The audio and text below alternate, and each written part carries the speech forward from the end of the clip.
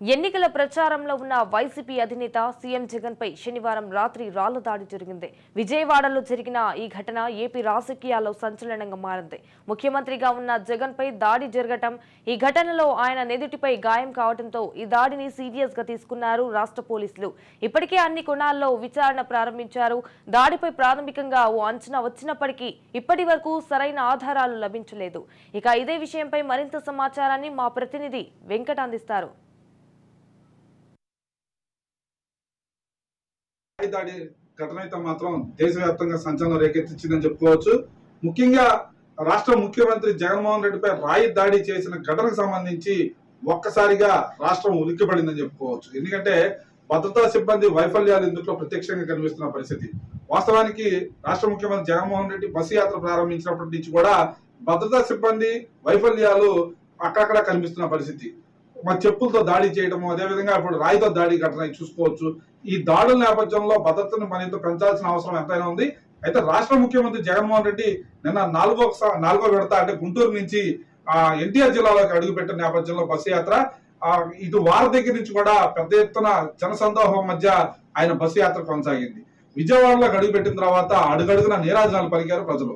అయితే అజిత్ సింగ్ నగర్ ఫ్లైఓవర్ దాటిన తర్వాత డాబాకోట రోడ్లోకి వచ్చిన కొద్దిసేపటి తర్వాత గంగానంగుడి సెంటర్ దగ్గరికి వచ్చిన తర్వాత ఆ బస్సు పై నుంచి అభివాదం చేస్తున్న క్రమంలో భాగంగా ఒక్కసారిగా ఒక అగర్ధకుడు రాయితో దాడి చేసిన నేపథ్యంలో రాష్ట్ర ముఖ్యమంత్రి వర్యులు జగన్మోహన్ రెడ్డి గారి కనురెప్ప పైన, అదేవిధంగా ఆ పక్కనే ఉన్న ఎమ్మెల్యే వెల్లంపల్లి శ్రీనివాస్ కి కంటి మీద గాయాలైన పరిస్థితి.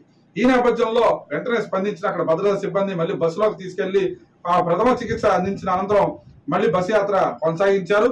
ఎక్కడ దడవకుండా, ఎక్కడ ఇబ్బంది పడకుండా రాష్ట్ర ముఖ్యమంత్రి జగన్మోహన్ రెడ్డి తమ బస్సు యాత్రని కొనసాగిస్తూ ప్రజలకి అభివాదం చేస్తూనే రామారపాడు వరకు కూడా వెళ్లి అందరినీ ఆశ్చర్యపరిచారు. ఈ నేపథ్యంలో వైద్యుల సలహా సూచనల మేరకు రాష్ట్ర ముఖ్యమంత్రి జగన్మోహన్ రెడ్డిని ప్రభుత్వ ఆసుపత్రికి తరలించిన పరిస్థితి. ప్రభుత్వ ఆసుపత్రిలో చికిత్స అనంతరం ఆయన మళ్ళీ తాడేపల్లి చేరుకున్న పరిస్థితి. అయితే వెల్లంపల్లి శ్రీనివాస్ ప్రైవేట్ ఆసుపత్రిలో చికిత్స పొందుతున్నారు. నేటికి కూడా ఈ రోజు కూడా చికిత్స పొందుతున్న పరిస్థితి. ఇటువంటి తరుణంలో ఒక్కసారిగా దేశ ప్రధాని మోడీ కూడా ఈ దాడిని ఖండించిన పరిస్థితి తెలుసుకోవచ్చు. అయితే అన్ని రాష్ట్రాల ముఖ్యమంత్రులు, మంత్రులు కావచ్చు, తెలంగాణకు సంబంధించిన కేటీఆర్ అందరూ కూడా స్పందించి సీఎం జగన్ పై దాడిని తీవ్రస్థాయిలో ఖండించిన పరిస్థితి. ఎందుకంటే ప్రజాస్వామ్యంలో ఇలాంటి దాడుల్ని ప్రోత్సహించకూడదు కాబట్టి ఇలాంటి దాడి చేసిన ఎవరైనా సరే వారి మీద కఠిన చర్యలు తీసుకోవాలని అన్ని పార్టీలు నేతలు ముక్తకంఠంతో చెప్పిన పరిస్థితి.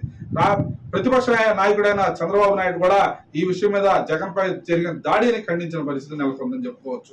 మొత్తంగా నిన్న జరిగిన ఈ ఘటనతో రాత్రి అంతా కూడా ఇటు స్పెషల్ బ్రాంచ్ కావచ్చు, ఇంటెలిజెన్స్ కావచ్చు, పోలీసు అధికారులు పెద్ద ఎత్తున ఘటనా స్థలానికి చేరుకొని అక్కడ రాయి దాడికి సంబంధించిన వివరాల సేకరణలో నిమగ్నం అయ్యారు. అయితే పోలీస్ కమిషనర్ నేతృత్వంలో జరుగుతున్న ఈ ఏదైతే దర్యాప్తు ఉందో అక్కడ స్థానికంగా సీసీ ఫుటేజీలు సరిగ్గా పనిచేయకపోవడం, అదే సమయంలో విద్యుత్ కోతలు అంతరాయం లేకుండా కోతలు విధిస్తూ ఉన్న నేపథ్యంలో ఒక్కసారిగా అక్కడ విద్యుత్ కోతలు ఉన్న నేపథ్యంలో ఎవరు రాయితో దాడి చేశారు అంశం కూడా ఫోటోలకు కానీ వీడియోలకు కానీ చిక్కని పరిస్థితి.